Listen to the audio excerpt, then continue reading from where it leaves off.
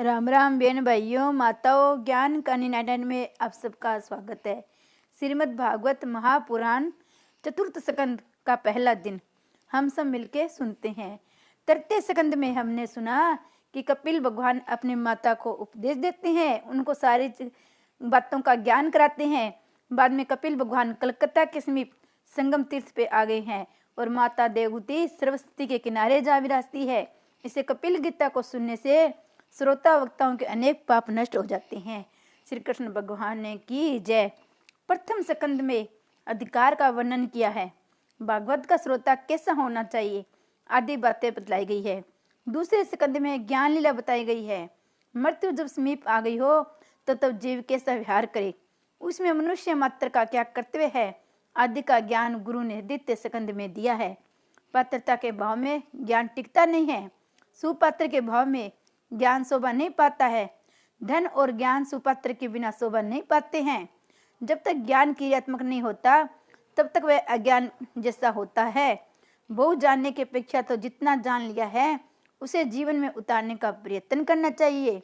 ज्ञान जब तक क्रियात्मक न बन जाए तब तक उसकी कोई कीमत नहीं होती। जब ज्ञान क्रियात्मक होता है तभी वह शांति देता है। ज्ञान का शब्द रूप ही मत रहने दो, उसे क्रियात्मक बनाओ। विचार करने पर ज्ञान होता है। ज्ञान का अंत न कभी हुआ और न कभी होने वाला है, परंतु ज्ञान जब क्रियात्मक बनता है तभी शांति मिलती है। गुरु के द्वारा दिए गए ज्ञान को क्रिया में और जीवन में किस प्रकार उतारना चाहिए, ये बात तीसरे स्कंद में बताई गई है। ज्ञान और क्रिया का मधुर मिलन कैसे करना चाहिए, ये बात तीसरे स्कंद में बताई गई है। कपिल अर्थात जो जितेंद्रिय है वही ज्ञान को पचा सकते हैं। विलासी जन ज्ञान का अनुभव नहीं कर सकते। वेदांत ज्ञान का अधिकार सबको नहीं है। वेद ज्ञान का अधिकार विरक्त कोई है। वेद का संहिता भाग मंत्र रूप है। ब्राह्मण संहिता का भाष्य है। आरण्यक में उपनिषद आते हैं। अत्यंत सात्विक जीवन बिताने वाले ऋषि जो चिंतन करते हैं वो उपनिषद है, वही वेदांत है। देव का अंत वेदांत है। अंत का अर्थ है समाप्ति। वेद की समाप्ति उपनिषद है। वैराग्य और संयम के अभाव में ज्ञान पचता नहीं है। उस ज्ञान को जीवन में उतारकर भक्ति में जीवन बिताने वाले जन बहुत ही विरले हैं। ज्ञान प्राप्त करना हो तो सरस्वती के किनारे रहना चाहिए।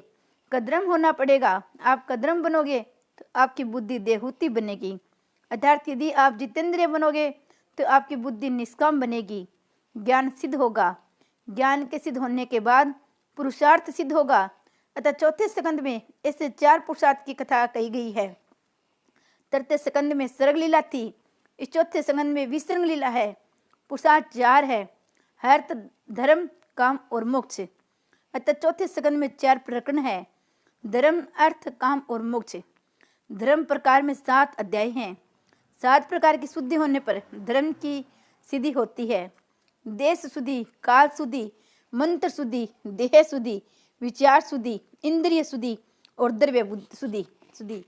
अर्थ प्रकरण में 5 अध्याय है, तो ये बताया है कि अर्थ की प्राप्ति 5 साधनों से होती है। अर्थ की प्राप्ति के 5 साधन ये हैं: माता पिता के आशीर्वाद, गुरु कृपा, उद्यम, पारबंध और प्रभु कृपा। इन 5 प्रकार के साधनों से ध्रुव को अर्थ की प्राप्ति हुई थी। काम प्रकरण में 11 अध्याय हैं। ये अध्याय ये बताते हैं कि काम इंद्रियों में बसा हुआ है। 5 ज्ञानेंद्रियां, 5 कर्मेंद्रियां और 11वां मन। इन 11 ठिकानों में काम बसा हुआ है। रावण के 10 मस्तक थे, अतः रावण अर्थात काम इंद्रियों में बसा हुआ है। जो सबको आनंद देता है वह राम, और जो सबको रुलाता है वह रावण। काम जीवात्मा को रुलाता है। काम मन में से जाता नहीं है, वह विघ्न रूप है। मन में काम आंख द्वारा प्रवेश करता है, इसलिए आंखों में रावण काम को मत आने दो। राम जैसे निर्विकार बनोगे तो रावण अर्थात काम मरेगा। काम मरेगा तो राम मिलेंगे। मोक्ष प्रकरण के 8 अध्याय हैं। महाप्रभु जी ने कहा है कि प्रकृति के 8 प्रकार है। भूमि, रा, नोलपो, वायु, खनबो, बुद्धि, रेवचो। अहंकार इति पर्वती, जल, अग्नि, वायु, आकाश, मन, बुद्धि और अहंकार। इस अष्टमा प्रकृति को जो काबू में रखता है उसे मोक्ष मिलता है। जो अष्टदता प्रकृति के बंधन में से मुक्त होता है वह कृतार्थ होता है। प्रकृति पर विजय पाने वाले को मुक्ति मिलती है। पृथ्वी, जल, आकाश, वायु, तेज, मन, बुद्धि और अहंकार को काबू में रखो। प्रकृति का अर्थ है संभाव। अनेक जन्मों के संस्कार में न संचित होते हैं। बड़े बड़े ऋषि भी प्रकृति को अर्थात संभाव को वश में नहीं रख सकते हैं, इसलिए बंधन में पड़े हैं। अष्टधा प्रकृति पर विजय पाने वाले को मुक्ति मिलती है। प्रकृति के वश में जो होता है वह जीव है, प्रकृति को वश में रखता है वह ईश्वर है। श्रवण कीर्तन 8 प्रकार की भक्ति जिसको सिद्ध होती है वह ईश्वर को हो जाता है। तुम भगवान जैसे न बन सको तो कोई हर्ज नहीं, मगर भगवान के तो होकर रहो। इस प्रकार 31 अध्यायों का चौथा स्कंद है।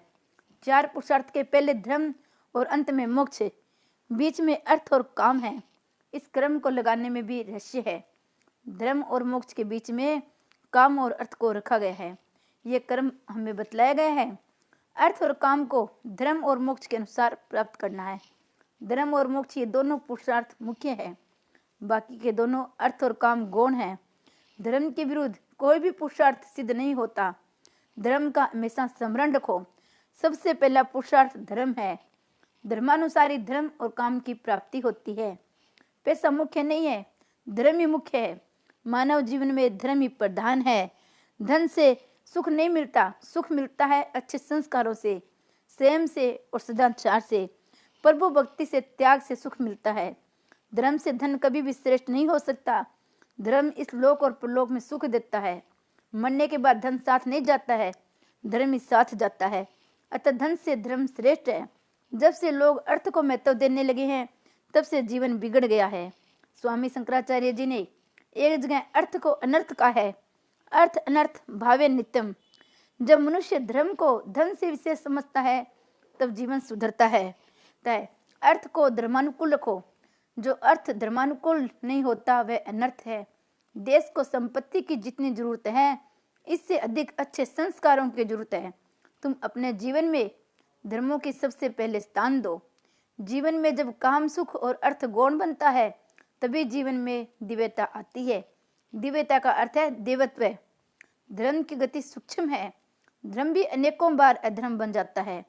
सद्भावना के अभाव में किया गया धर्म सफल नहीं होता। सत का अर्थ है ईश्वर। ईश्वर का भाव जो मन में प्रत्यक्ष सिद्ध करे उसी का धर्म पूर्णतः सफल होता है। मनुष्य के शत्रु बाहर नहीं है, वे तो मन के अंदर ही है। अंदर के शत्रुओं को मारोगे तो जगत में तुम्हारा कोई शत्रु नहीं रहेगा। धर्म क्रिया सद्भाव के बिना सफल नहीं होती। जगत के किसी भी जीव के प्रति कुभाव रखोगे तो वह जीव तुम्हारे प्रति भी कुभावी रखेगा। सभी क्षेत्रों में क्षेत्र के रूप से परमात्मा बसे हुए हैं, इसलिए किसी भी जीव के प्रति कुभाव रखना ईश्वर के प्रति कुभाव रखने के बराबर है। शास्त्र में तो यहाँ तक कहा गया है कि किसी जीव के साथ तो क्या, किसी जड़ पदार्थ के प्रति भी कुभाव नहीं रखना चाहिए। कहा गया है सुहृदय सर्वभूतानाम। ऐसा नहीं कहा गया कि सुहृदय सर्व जीवनाम। जड़ पदार्थों के साथ भी प्रेम करना है। सबसे सद्भाव रखो, अर्थात जड़ पदार्थों के प्रति भी प्रेम रखो। मनुष्य में जब स्वार्थ बुद्धि जागती है तब वह दूसरे का विनाश करने के लिए तत्पर होता है। तुम यदि दूसरे के प्रति कुभाव रखोगे तो उसके मन में भी तुम्हारे प्रति कुभाव जागेगा। इस पर विचार करने योग्य एक दृष्टांत है। एक देश में वहां के राजा और नगर सेठ गढ़ मित्र थे। दोनों सत्संग करते थे। दोनों का एक दूसरे पर खूब प्रेम था। उस बनिए का व्यापार चंदन की लकड़ी बेचने का था। सेठ का धंधा अच्छा नहीं चल रहा था। 4-5 साल तक घाटा हुआ। आखिर मुनीम जी ने बताया कि अब तो लकड़ी में दिमक लग गई है, बिगड़ा हुआ माल कोई लेता नहीं है। यदि इस साल में पूरे प्रमाण में चंदन नहीं बिकेगा तो व्यापार ठप हो जाएगा। अब चंदन जैसी कीमती लकड़ी ज्यादा प्रमाण में राजा के सिवा और कौन लेता। स्वार्थ मनुष्य को पागल बना देता है। मनुष्य के मन में जब स्वार्थ जागता है तो वह दूसरे के विनाश करने को भी तैयार हो जाता है। दूसरे का नुकसान करने वाले को कभी फायदा नहीं होता। मनुष्य के हृदय में जब स्वार्थ जागता है तो विवेक नहीं रहता। प्रत्येक मनुष्य को हृदय में स्वार्थ तो रहता है, मगर उसके विवेक तो रखना ही चाहिए। जिसे बोलने से शर्म आए वैसा सोचना भी नहीं चाहिए। नगर सेठ ने सोचा इस राजा को कुछ हो जाए तो बहुत अच्छा हो। वह मर जाएगा तो उसके जलाने के लिए चंदन की लकड़ी को जरूरत पड़ेगी। इस प्रकार मेरा सारा चंदन बिक जाएगा और व्यापार ठीक चलेगा। इस तरह सेठ के मन में राजा के प्रति कुभाव उत्पन्न हुआ। दूसरी ओर राजा के मन में सेठ के प्रति कुभाव जागा। उस दिन जब वह सेठ राजा से मिलने के लिए आया तब राजा के मन में विचार उत्पन्न हुआ कि सेठ निसंतान है, ये यदि मर जाए तो उसका सारा धन राज्य भंडार में आ जाएगा। रोज के नियमानुसार सत्संग हुआ सही, मगर किसी को आनंद नहीं आया। 2-3 दिन बाद राजा के मन में विचार पैदा हुआ कि पहले कभी नहीं उत्पन्न हुआ। ऐसा दुष्ट विचार मुझे नगर सेठ के बारे में कैसे उत्पन्न हुआ। मनुष्य पाप को मन में छुपाए रखता है जिससे उसका जीवन बिगड़ता है। राजा ने सारी हकीकत सेठ से कह दी। राजा ने कहा, तुम्हारे बारे में मेरे मन में विचार कभी नहीं आया, इसका कोई कारण मेरी समझ में नहीं आ रहा है। क्या तुमने भी मेरे बारे में कुछ बुरे विचार किए थे? सेठ ने कहा, मेरा चंदन का व्यापार चलता नहीं है, सबका पोषण करना है, कोई मान लेता नहीं, तो मैंने विचार किया यदि आप मर जाए तो कितना अच्छा हो। आप मरोगे तो आपके जलाने के लिए चंदन की जरूरत पड़ेगी और मेरा सारा चंदन बिक जाएगा। राजा ने सेठ को उलामना दिया कि खराब विचार तुम्हारे मन में क्यों आए? वैष्णव होकर ऐसे दुष्ट विचार करते हो, वैष्णव को शोभा नहीं देते। तुम्हारे मन में ऐसा विचार क्यों न आया कि राजा अपने महल के दरवाजे चंदन के बनवाए, इसलिए चंदन खरीद ले। राजा ठाकुर जी के लिए चंदन का झूला बनाए, मेरा चंदन बिक जाए। इस प्रकार राजा का भी मन शुद्ध हो गया और बनिया सेठ का मन भी शुद्ध हो गया। इसके बाद दोनों में एक दूसरे के प्रति शुभ भावना जागी और दोनों सुखी हो गए। भाव शुद्धि सबसे बड़ा तप है। मानव जीवन तप के लिए है। जगत के किसी भी जीव के प्रति वैर मत रखो। शुद्ध भावना से रहित किया गया सत्कर्म भी किसी काम का नहीं होता है, उसमें कई बार धर्म भी अधर्म बन जाता है। सत्कर्म करने में यदि हेतु शुद्ध नहीं हो तो वह सत्कर्म भी पाप बन जाता है। भाव शुद्धि सबसे बड़ा तप है। मानव शुद्धि तप के लिए है। जगत के किसी भी जीव के प्रति वैर मत रखो, वह सत्कर्म भी पाप बन जाता है। दक्ष प्रजापति के शिव जी के प्रति कुभाव रखा, अतः उसका धर्म अधर्म में बदल गया, उसका यज्ञ उसको ही मारने वाला हो गया। प्रत्येक मनुष्य के प्रति सद्भाव रखने से कार्य सफल होता है। सबका कल्याण हो, यही सत्य और सत्कार्य है। अनेक में एक का दर्शन करना ही सबसे उत्तम है। एक ब्राह्मण यदि रास्ते में किसी स्त्री को देखकर उसमें लक्ष्मी की भावना करेगा तो उसमें स्त्री में बसे हुए अंतर्यामी ईश्वर उसको आशीर्वाद देंगे। जबकि एक कामी पुरुष कुभाव से उस स्त्री को देखेगा तो उस स्त्री में बसा हुआ परमात्मा उसे श्राप देगा। सभी में ईश्वर भाव रखो। यदि तुम सबसे ईश्वर भाव रखोगे तो दूसरे भी तुम में ईश्वर भाव रखेंगे। कई बार धर्म भी अधर्म बन जाता है। उसका कारण यह है कि धर्म करने वाला सबसे समभाव नहीं रखता। सबसे समभाव रखना ही सबसे उत्तम धर्म है।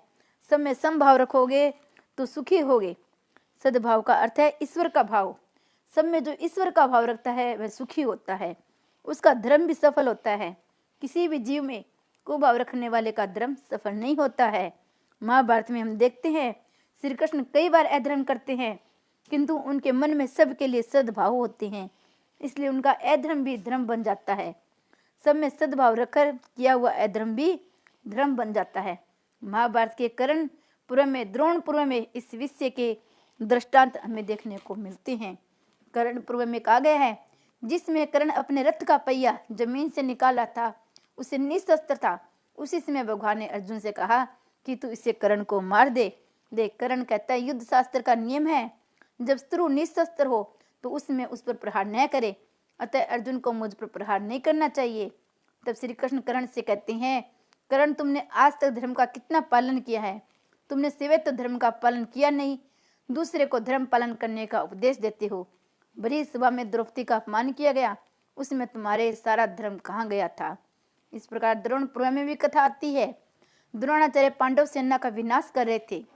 श्री कृष्ण ने सोचा ये बूढ़ा मरेगा नहीं तो अनर्थ होगा। इतने में अश्वत्थामा नाम का हाथी मारा गया।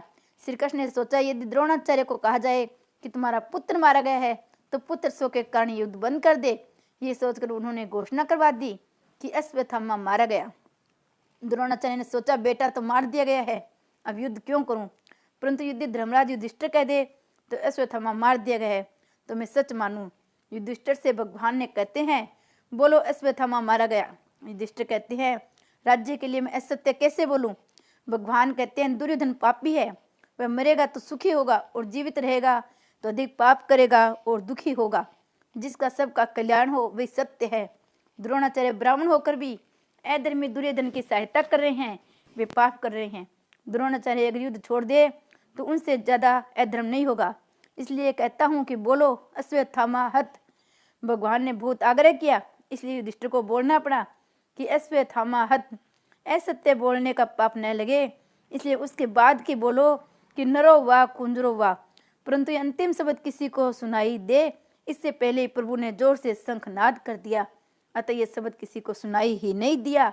दक्ष प्रजापति का युग रूप धर्म शिव जी के प्रति कुभाव रखकर करने के कारण अधर्म बनकर उसको ही मानने वाला था।